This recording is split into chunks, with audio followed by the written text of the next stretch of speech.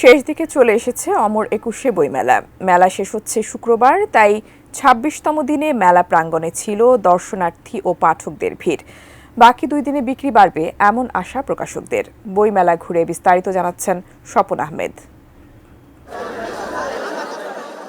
অমর একুশে বইমেলায় এখন বিদায়ের সুর, তাই ভিড়ও বেশি। বেলা ৩টায় গেট খোলার সাথে সাথে মেলা প্রাঙ্গণে ঢুকতে থাকে জনস্রোত। কেবল পরিণত পাঠকই নন, ডিজিটাল নানা ডিভাইসের প্রলোভনের এ আমলেও বই কিনতে আসে শিশুরা। আমাদের অনেক ভালো লাগছে বইমেলায় এসে। প্রথম আসেনি, অনেকবারই এসেছি, এই বছর প্রথম এসেছি।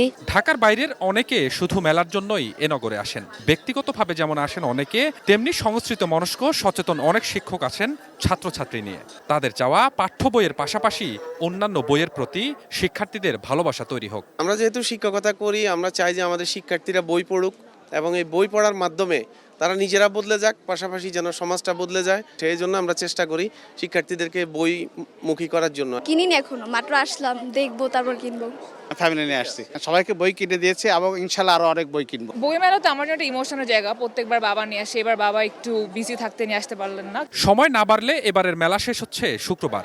ভিশনের ফুলঝুরি মেগা অফারে ফ্রিজ কিনলেই পাচ্ছেন 16 পিসের আকর্ষণীয় গিফট বক্স একদম ফ্রি। শুরুর দিকে বিক্রি কম ছিল, প্রকাশকদের প্রত্যাশা শেষের দুদিন তা বাড়বে।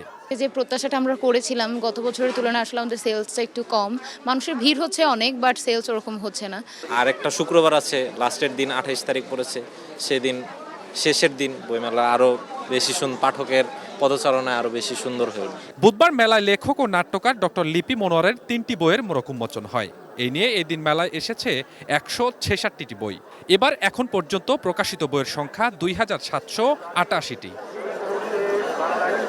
Swapan Ahmed, ATN news, Dhaka.